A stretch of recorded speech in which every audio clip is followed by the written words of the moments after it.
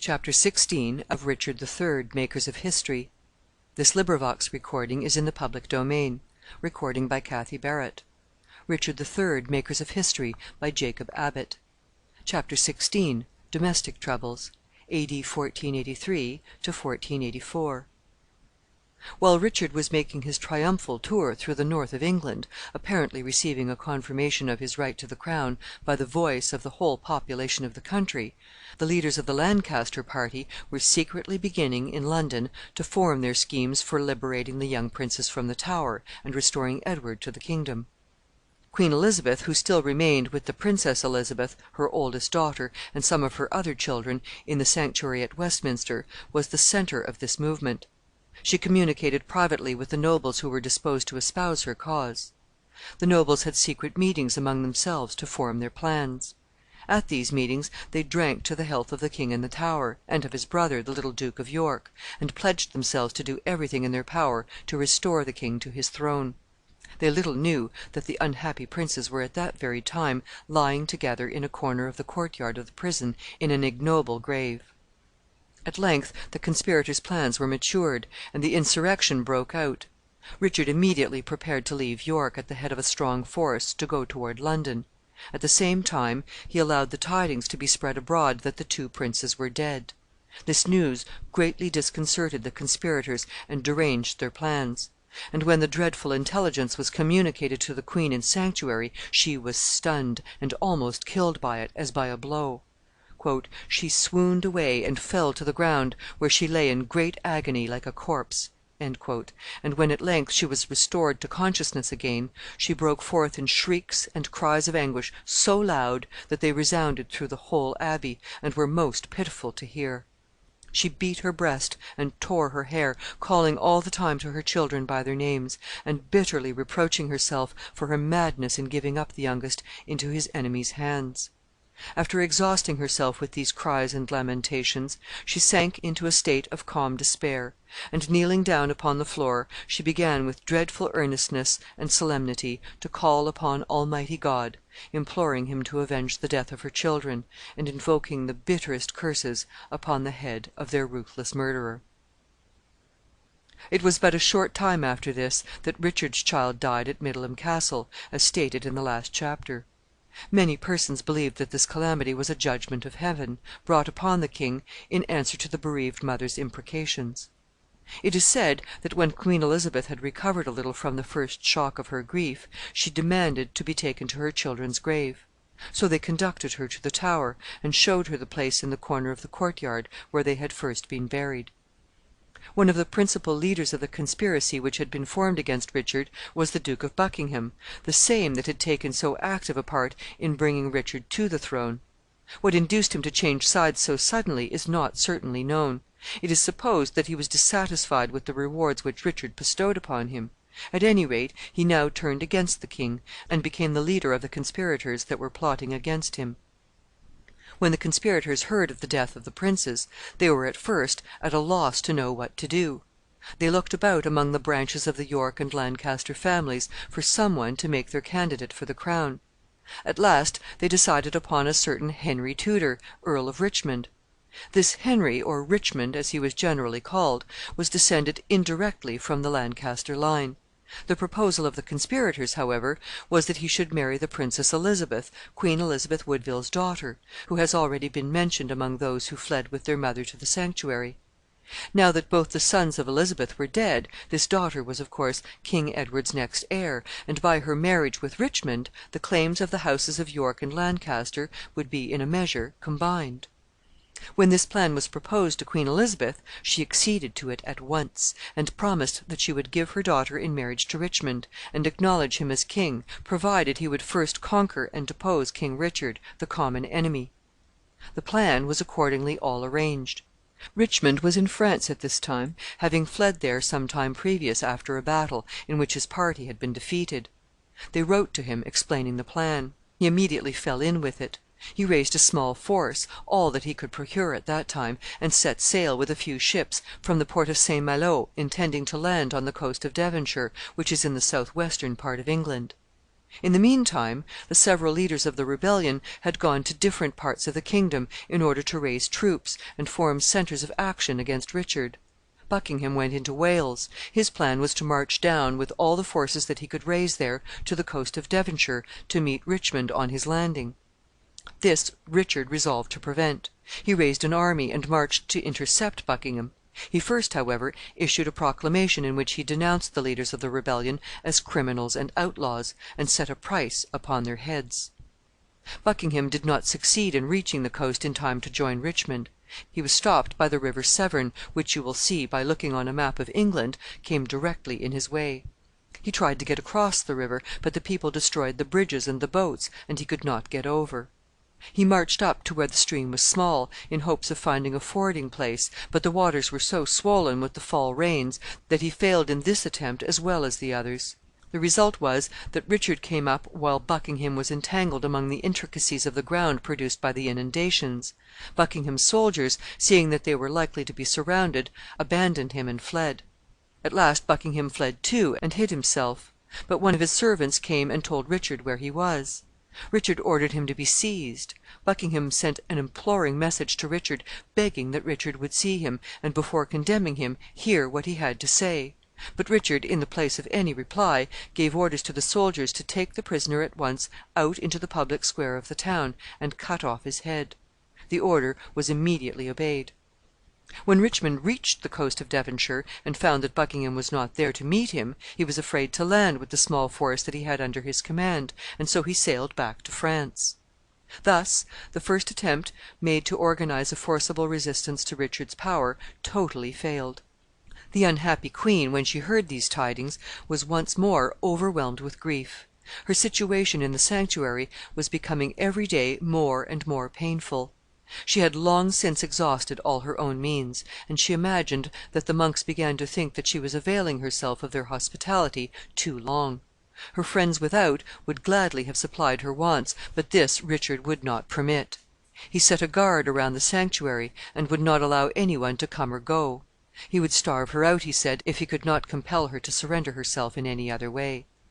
It was, however, not the queen herself, but her daughter Elizabeth, who was now the heir of whatever claims to the throne were possessed by the family, that Richard was most anxious to secure. If he could once get Elizabeth into his power, he thought he could easily devise some plan to prevent her marriage with Henry of Richmond, and so defeat the plans of his enemies in the most effectual manner. He would have liked still better to have secured Henry himself, but Henry was in Brittany, on the other side of the Channel, beyond his reach. He, however, formed a secret plan to get possession of Henry. He offered privately a large reward to the Duke of Brittany if he would seize Henry and deliver him into his, Richard's, hands. This the duke engaged to do, but Henry gained intelligence of the plot before it was executed, and made his escape from Brittany into France. He was received kindly at Paris by the French king. The king even promised to aid him in deposing Richard, and making himself king of England instead. This alarmed Richard more than ever. In the meantime, the summer passed away, and the autumn came on. In November, Richard convened Parliament, and caused very severe laws to be passed against those who had been engaged in the rebellion.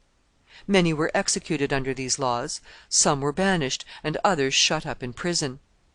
Richard attempted, by these and similar measures, to break down the spirit of his enemies, and prevent the possibility of their forming any new organizations against him. Still, notwithstanding all that he could do, he felt very ill at ease so long as Henry and Elizabeth were at liberty.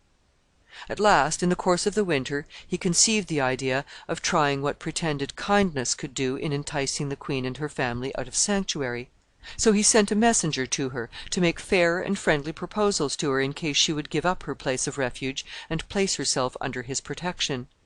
He said that he felt no animosity or ill will against her, but that if she and her daughters would trust to him, he would receive them at court, provide for them fully in a manner suited to their rank, and treat them in all respects with the highest consideration. She herself should be recognized as the Queen Dowager of England, and her daughters as princesses of the royal family, and he would take proper measures to arrange marriages for the young ladies, such as should comport with the exalted station which they were entitled to hold. The queen was at last persuaded to yield to these solicitations. She left the sanctuary, and gave herself and her daughters up to Richard's control. Many persons have censured her very strongly for doing this, but her friends and defenders allege that there was nothing else that she could do. She might have remained in the Abbey herself to starve if she had been alone, but she could not see her children perish of destitution and distress when a word from her could restore them to the world, and raise them at once to a condition of the highest prosperity and honor. So she yielded. She left the Abbey, and was established by Richard in one of his palaces, and her daughters were received at court, and treated, especially the eldest, with the utmost consideration. But notwithstanding this outward change in her condition, the real situation of the queen herself, after leaving the Abbey, was extremely forlorn. The apartments which Richard assigned to her were very retired and obscure. He required her, moreover, to dismiss all her own attendants, and he appointed servants and agents of his own to wait upon and guard her. The queen soon found out that she was under a very strict surveillance, and not much less a prisoner, in fact, than she was before. While in this situation, she wrote to her son Dorset at Paris, commanding him to put an end to the proposed marriage of her daughter Elizabeth to Henry of Richmond, "as she had given up," she said, "the plan of that alliance, and had formed other designs for the princess." Henry and his friends and partisans in Paris were indignant at receiving this letter, and the queen has been by many persons much blamed for having thus broken the engagement which she had so solemnly made. Others say that this letter to Paris was not her free act, but that it was extorted from her by Richard, who had her now completely in his power, and could, of course, easily find means to procure from her any writing that he might desire. Whether the queen acted freely or not in this case cannot certainly be known. At all events, Henry and those who were acting with him at Paris determined to regard the letter as written under constraint, and to go on with the maturing of their plans just as if it had never been written. Richard's plan was, so it was said, to marry the Princess Elizabeth to his own son; for the death of his child, though it has been already once or twice alluded to, had not yet taken place. Richard's son was very young, being at that time about 11 years old, but the princess might be affianced to him, and the marriage consummated when he grew up. Elizabeth herself seems to have fallen in with this proposed arrangement very readily. The prospect that Henry of Richmond would ever succeed in making himself king and claiming her for his bride was very remote and uncertain, while Richard was already in full possession of power, and she, by taking his side, and becoming the affianced wife of his son, became at once the first lady in the kingdom, next to Queen Anne, with an apparently certain prospect of becoming queen herself in due time. But all these fine plans were abruptly brought to an end by the death of the young prince, which occurred about this time at Middleham Castle, as has been stated before. The death of the poor boy took place in a very sudden and mysterious manner. Some persons supposed that he died by a judgment from heaven, in answer to the awful curses which Queen Elizabeth Woodville imprecated upon the head of the murderer of her children. Others thought he was destroyed by poison. Not very long after the death of the prince, his mother fell very seriously sick. She was broken-hearted at the death of her son, and, pining away, she fell into a slow decline. Her sufferings were greatly aggravated by Richard's harsh and cruel treatment of her. He was continually uttering expressions of impatience against her on account of her sickness and uselessness, and making fretful complaints of her various disagreeable qualities. Some of these sayings were reported to Anne, and also a rumor came to her ears one day, while she was at her toilet, that Richard was intending to put her to death. She was dreadfully alarmed at hearing this, and she immediately ran, half dressed as she was, and with her hair disheveled, into the presence of her husband, and with piteous sobs and bitter tears asked him what she had done to deserve death. Richard tried to quiet and calm her, assuring her that she had no cause to fear.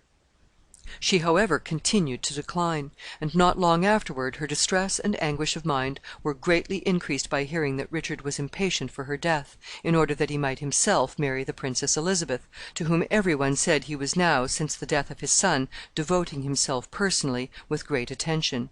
In this state of suffering the poor queen lingered on through the months of the winter, very evidently, though slowly, approaching her end. The universal belief was that Edward had formed the plan of making the Princess Elizabeth his wife, and that the decline and subsequent death of Anne were owing to a slow poison which he caused to be administered to her. There is no proof that this charge was true, but the general belief in the truth of it shows what was the estimate placed in those times on Richard's character. It is very certain, however, that he contemplated this new marriage, and that the princess herself acceded to the proposed plan, and was very deeply interested in the accomplishment of it. It is said that while the queen still lived, she wrote to one of her friends, a certain noble duke of high standing and influence, in which she implored him to aid in forwarding her marriage with the king, whom she called "her master and her joy in this world, the master of her heart and thoughts." In this letter, too, she expressed her impatience at the queen's being so long in dying. "Only think," said she, "the better part of February is past, and the queen is still alive. Will she never die?" But the patience of the princess was not destined to be taxed much longer. The queen sank rapidly after this, and in March she died. The heart of Elizabeth was now filled with exultation and delight. The great obstacle to her marriage with her uncle was now removed, and the way was open before her to become a queen. It is true that the relationship which existed between her and Richard, that of uncle and niece, was such as to make the marriage utterly illegal. But Richard had a plan of obtaining a dispensation from the Pope, which he had no doubt that he could easily do, and a dispensation from the Pope, according to the ideas of those times, would legalize anything. So Richard cautiously proposed his plan to some of his confidential counselors. His counselors told him that the execution of such a plan would be dangerous in the highest degree. The people of England, they said, had for some time been led to think that the king had that design in contemplation, and that the idea had awakened a great deal of indignation throughout the country. The land was full of rumors and murmurings, they said, and those of a very threatening character. The marriage would be considered incestuous both by the clergy and the people, and would be looked upon with abhorrence. Besides, they said, there were a great many dark suspicions in the minds of the people that Richard had been himself the cause of the death of his former wife Anne, in order to open the way for this marriage, and now, if the marriage were really to take place, all these suspicions would be confirmed. They could judge somewhat, they added, by the depth of the excitement which had been produced by the bare suspicion that such things were contemplated, how great would be the violence of the outbreak of public indignation if the design were carried into effect. Richard would be in the utmost danger of losing his kingdom. So Richard determined at once to abandon the plan. He caused it to be announced in the most public manner that he had never contemplated such a marriage, and that all the rumors attributing such a design to him were malicious and false. He also sent orders abroad throughout the kingdom, requiring that all persons who had circulated such rumors should be arrested and sent to London to be punished. Elizabeth's hopes were, of course, suddenly blasted, and the splendid castle which her imagination had built fell to the ground. It was only a temporary disappointment, however, for she became Queen of England in the end, after all. Chapter 17.